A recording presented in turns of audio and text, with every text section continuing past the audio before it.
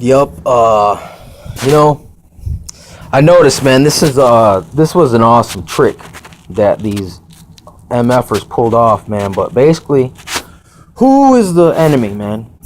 Well, the enemy is the bankers. The enemy is the New World Order. The enemy is the Jesuits.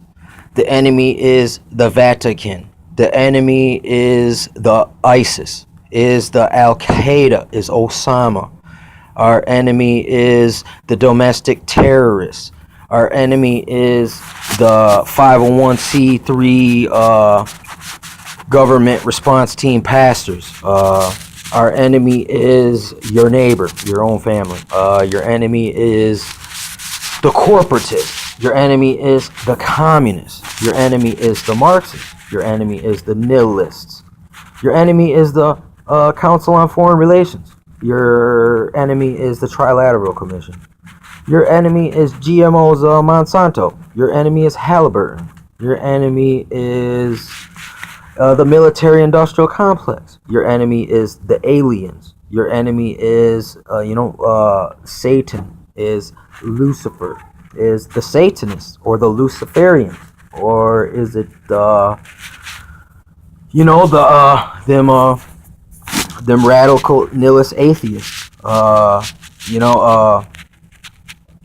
Your enemy is is Mystery Babylon. Your enemy is I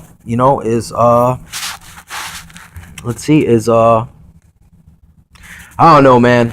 I don't know. I was trying to make my point there, but it's just like basically, man, the list of who the enemy is just goes on and on and on and on and on, and I think they did that shit deliberately. It's because it's a game, man. There's a game I was playing, man, for a while, man. It's called Pin the Tail on the Illuminati.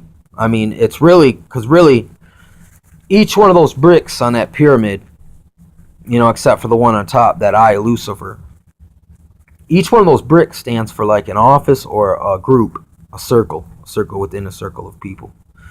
You know what I'm saying? The brick probably stands for the one who's in communication with the handler higher up. You know what I'm saying? So, but everyone in subordination to that one brick, that that holds up that next layer. You know what I'm saying?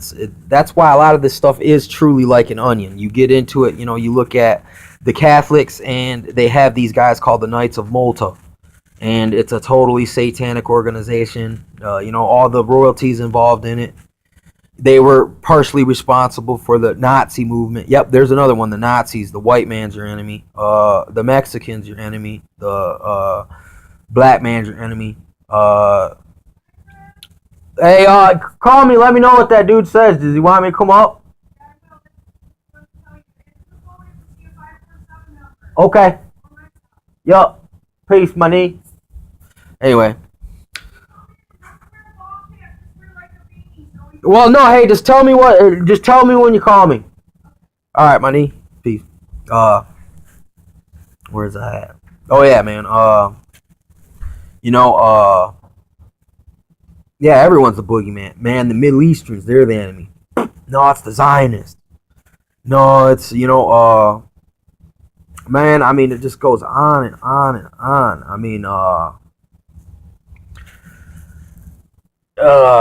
It's stupid. Here's the other thing. When you find out in closed doors, you got like this Boule society. That's basically the black Aryan. You got the Raza. That's the Mexican Aryan. You got Budo. You read this book and they talk about the Japanese race. When it's like, dude, look at China, dude. Listen, you guys aren't much anatomically different from China. You're not a separate race. You're an ethnicity, nationality. You respond to your nation, even though your nation comes from a common head, which is your ancestry with the Chinese is similar, and with the Thailand and all that, dude. All humanity has a similar head, period. You know what I'm saying? At some point in time, all of us ethnicities, all of us divisions were under small groups of people. You know what I'm saying? That just over time, moved and populated different, less populated areas. You know what I'm saying? Where they could thrive, basically. And then that's why we have different looking people on the planet. But these people, uh, their thinking is flawed. You know what I'm saying? It's just like, I haven't necessarily, like I said, man, the Indian doctrine, it talks about, the spontaneous human, but that doesn't necessarily, that ain't saying the Aryan, even though I've heard it interpreted by other people as it says the common people, but that would mean you're uncommon, so that in a way it's another form of elite Aryanism. You know what I'm saying? Which, I mean, that in the Bible isn't even really, that's not promoted in the Bible. It was talking about, look, all right, if a certain person of a stranger nation wants to follow the God of Israel and follow after his ways, that we are not to deny them of that. So it's not an exclusion type of thing here, but you know what I'm saying? I see all these other exclusion Willie Lynch doctrines that have been taken all the way up to the highest of governments and nations. You know what I'm saying? And they secretly, all the Aryans of all our nations are all in agreement, and they're basically like, all right, well, here, we're going to join with the global Aryan to wipe out our local, our non-Aryan population. And then after we wipe out all our non-Aryans, then we can fight it out between each other. You know what I'm saying? So when you say it's the Catholics, it's the monarchy, it's the New World Order, it's the government, it's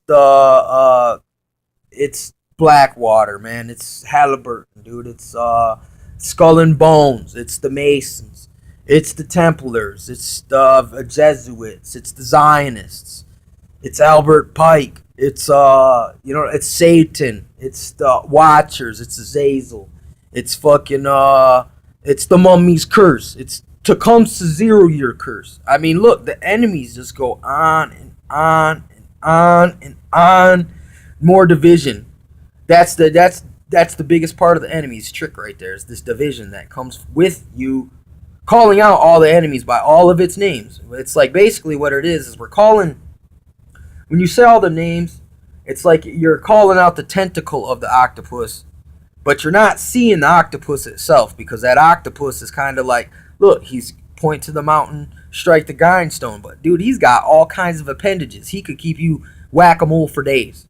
And you would get all spun out before you accomplished anything. And then the octopus, the head, the mouth, it never even was seen. All the while you could name off all of its arms fucking by name. You know what I'm saying? But you never even seen that head. I mean, that is it, man. This is it. It is a adept, crafty, cunning, evil genius, master of fuckery, designed this plan and implemented it. Because, I mean, if it was one guy or even one group of people, let's say a cabal over generations, I mean, still for you to, it's kind of like the man who was looking at the desert before he built the pyramid there, and the guy who was seeing it in his mind what it would take to build that, and then seeing it through over time, gathering the resources, keeping the men employed.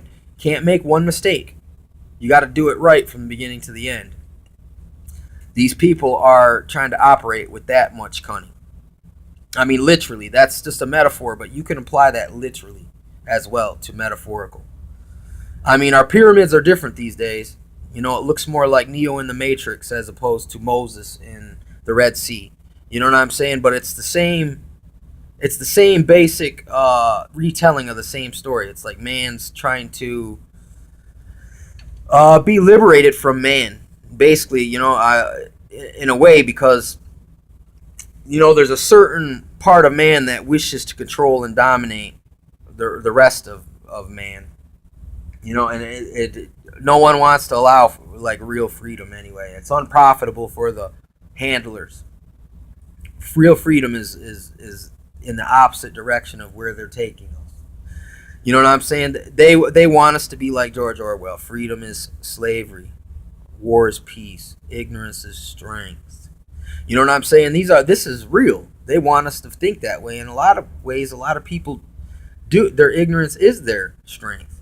And that's what gives them the power to go on to not get troubled by nothing that's bad. You know what I'm saying? And then freedom is slavery. You know what I'm saying? Dude, listen. A lot of people believe this is the freest country ever, but I mean, it's not, obviously, and it is a adept form of slavery. It was built on slavery, so why would it be different now? Why would it end on freedom? If it was built on slavery, why would it end on freedom? It seems like it'd be built on freedom, and it would end, in freedom. Basically, I mean, I don't know. It was a shot at freedom, and it wasn't just like what we would consider freedom. It was more like I have the freedom to do as I wilt. That's really what America is based on. It's based on Aleister Crowley, but Aleister Crowley didn't invent do without wilt. It was an old credo, man, from the Heaven and Hell Club, basically, and those people back to the Jesuits. Do whatever you want. That's what America is really founded upon, and we have become the great grandchildren of do without wilt. I mean, we don't even know it. We've been told it was freedom, but really it's bondage to the system, to the matrix. You know what I'm saying? That it's not really freedom. It's a trick.